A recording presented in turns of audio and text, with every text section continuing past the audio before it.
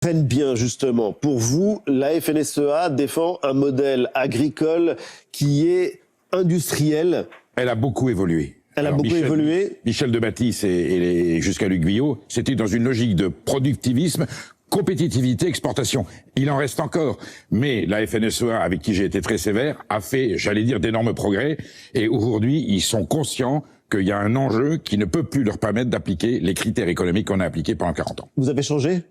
Alors, on est surtout en transition, en permanence, en évolution.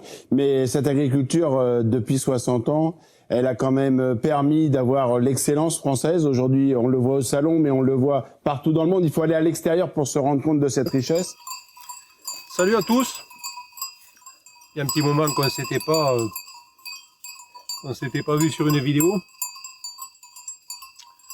Bon, comme vous le savez, la dite plus grande ferme de France est en train de se dérouler à Paris pour ce fameux salon qui n'est autre, somme toute, non pas qu'une ferme, mais qui est surtout une vitrine pour l'agroalimentaire et tout ce qui tourne autour. Dans ce salon, on a pu voir et entendre des dirigeants parler et tâcher de nous expliquer que l'agriculture était une priorité pour eux. Moi, je vais vous parler d'autre chose. Toujours dans la même optique, cette semaine, le SAN a dû œuvrer de tout ce qu'il savait faire pour s'occuper des éleveurs. Et malheureusement, on n'arrive pas à tout, puisque demain est un jour quand même important. Demain, mercredi, je m'adresse à vous, messieurs tous les politiques, tous les responsables syndicaux qui écrivaient que c'est dramatique qu'il y ait encore des suicides. Demain, c'est pas un éleveur, c'est une éleveuse. Demain matin, elle sera mise dans sa dernière demeure. Méditez bien là-dessus, parce que avant d'aller vous gargariser au salon, rigoler, manger quelques bons toasts, il faudrait s'occuper des gens qui produisent tout ça.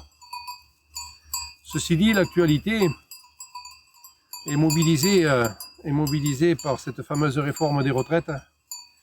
Donc, une fois de plus, je vous invite à tous à venir passer quelques jours avec nous. Choisissez votre date et du 1er janvier au 31 décembre, on est toujours là. Donc, venez voir quand on sera à 62, 64 ou 65 ans, comment on pourra exercer notre métier. Je vous invite, vous pouvez prendre contact, vous savez me joindre, ce sera avec plaisir. Je voudrais faire une parenthèse aussi à nos chers médias. Chaque jour, on entend Pierre Palmade, Pierre Palmade, Pierre Palmade. Est-ce qu'on entend parler d'autre chose ou est-ce qu'on entend parler des victimes? Est-ce qu'on entend parler de tout ça? Vous faites la pluie et le beau temps, messieurs. Vous pensez la faire. Mais avant de parler de tout ça, vous ne pensez pas qu'il y aurait mieux à s'occuper que ça? Vous ne pensez pas qu'on pourrait s'occuper de tout ce qui vous met à manger sur la table tous les jours? Je sais pas, il me semble que ce serait pas mal. Alors, cette semaine, c'était assez important aussi, puisqu'on a reçu un député qui est venu sur le terrain.